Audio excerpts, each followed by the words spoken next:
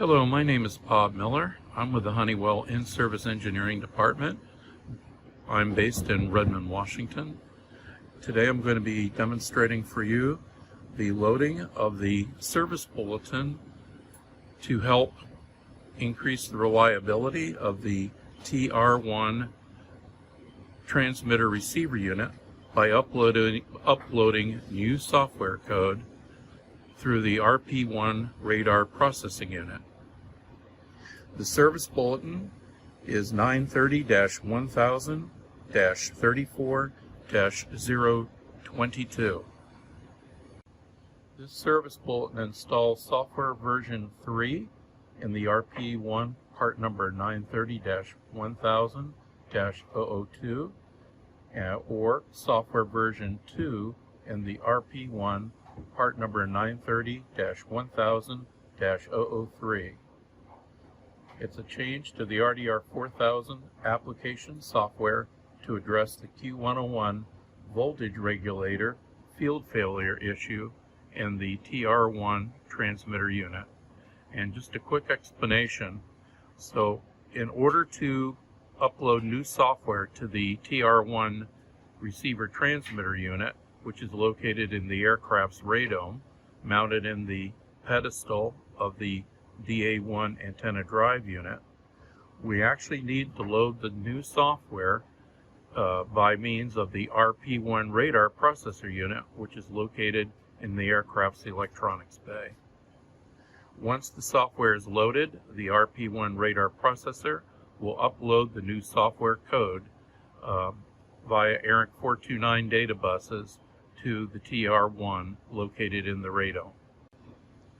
This Service Bulletin is applicable to the RP-1 part number 930-1000-002 with software version 2 or lower installed, or a part number 930-1000-003 with software version 1 or lower installed. The Service Bulletin can be applicable to the RP-1 part number 930-1000-001 with software version 7 or lower after it has been converted to a 930-1000-003 with Service Bulletin D2014-12-000015. The software version information for the RP is found beneath the left port cover of the front cover of the RP-1. Right here is the software identification label.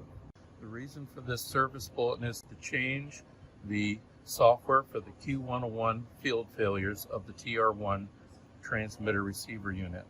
This software change is made to lower the temperature of the Q101 voltage regulator component, which is within the TR-1 transmitter receiver unit located in the aircraft's radome.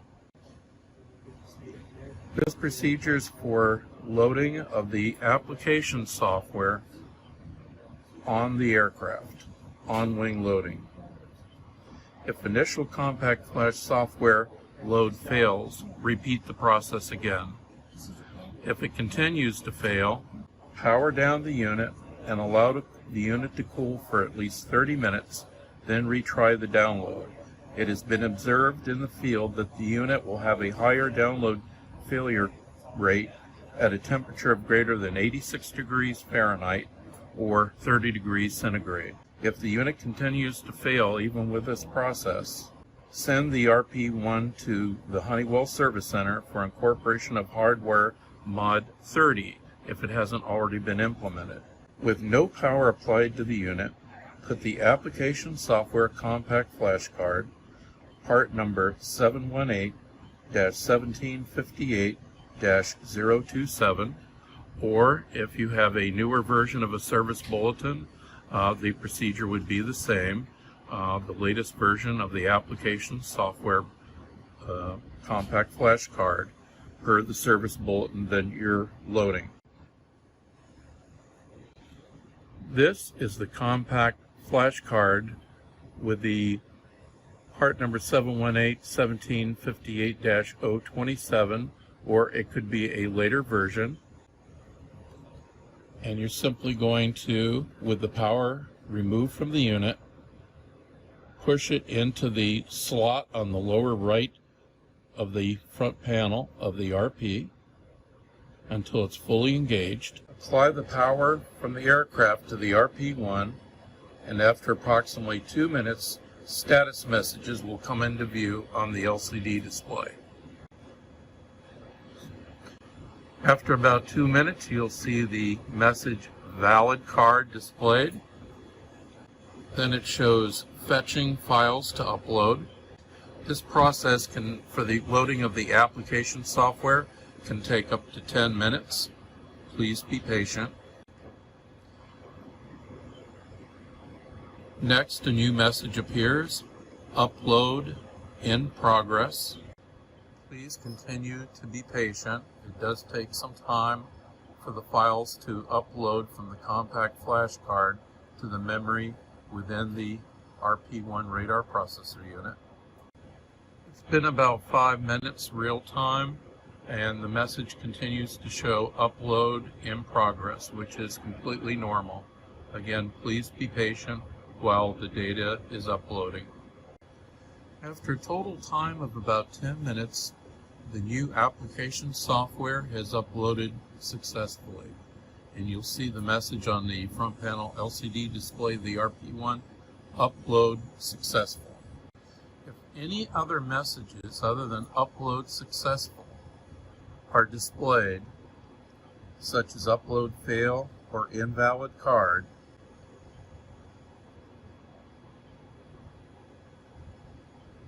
then remove the power from the RP and extract the card and try to repeat the procedure once again. If it continues to fail, either there's a problem with the card or a problem with the radar processor unit. Next, assuming that the "Upload successful" message has been seen, now power down the RP by removing the power from the aircraft circuit breaker. You'll see the LCD display is now blank. Again, with the power removed from the RP-1, reach in and extract the application program compact flash card, and you're going to, if this is a 930-1000-003, this part of the process is complete because you do not have the Hazard 2.0 function, which requires a configuration database. If you have the 930-1000-002 part number RP-1, then next you need to reload the configuration features database. This gives you the features such as the lightning and hail indications and the react function. So this is a different flash card, part number 718-1761-001, and it has the configuration features. And again, with the power removed from the RP, you're going to plug it in, carefully insert it until it engages. It can only go in one way. It is also keyed.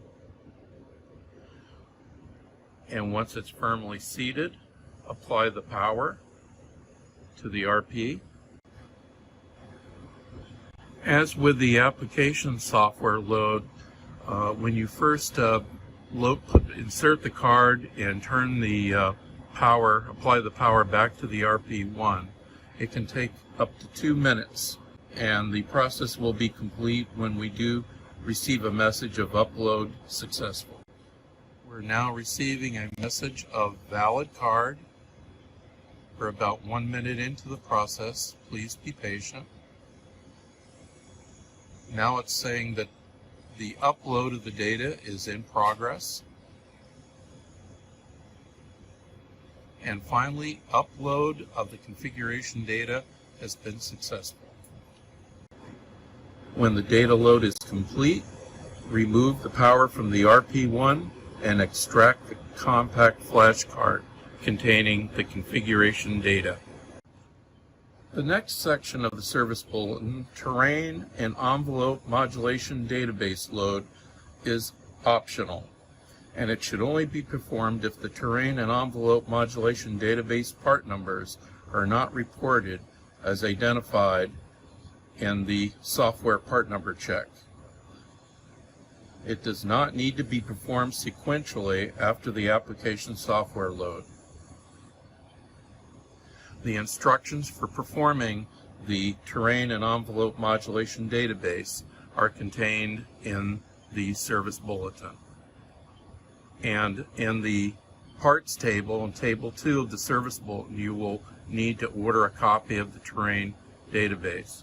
We have found through testing in our engineering labs that the terrain database is not erased when you load new application or configuration software. If you have the part number of RP that contains the configuration software database, however, because it has the Hazard 2.0 features, that will be erased and will need to be reloaded every time you reload the application software. But the terrain and envelope modulation database should not be affected by the loading of the application and configuration software. The next section of the Service Bulletin involves software image refresh. In order to perform the software image refresh, first of all, the RP-1 must be installed in an aircraft, and the RDR-4000 weather radar system must include the other parts such as the TR-1, the transmitter receiver unit, which should be installed in the pedestal of the DA antenna drive unit located in the radome, and of course the DA antenna drive unit itself located in the radome, and of course the control panel located in the flight deck. When you apply power to the RP-1, and in this case after loading the new application software, it is the responsibility of the RP-1 to internally check all of its hardware and software circuits to verify that the software has been loaded and operating correctly. Then the next step is for it to load the latest software code to the TR-1 transmitter receiver unit. Once the TR-1 transmitter receiver unit has the proper code loaded, it is the responsibility of the RP-1 working with the TR-1 in a daisy chain type of format to load the latest software code to the GDM gimbal drive module of the antenna drive unit known as the DA-1, again located inside the radome along with the TR-1. And this is what's called the software image refresh. And even every morning when you engage the power of the aircraft, and it takes several minutes for the system to come up, the RP-1 is checking to make sure that each of these system components have the latest software code and configurations loaded. Next, we're going to be performing the data load check. This will ensure that the loading of our application and configuration, and if applicable for the part number of RP that you have installed in the aircraft, if it's applicable, the configuration software has also been loaded correctly.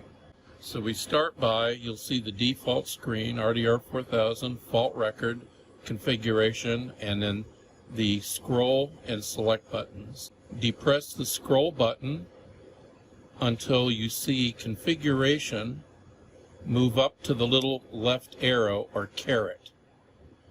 Once it's aligned with that caret on the left, press the select button. That takes you to the configuration screen. Next, scroll to RP-IOP.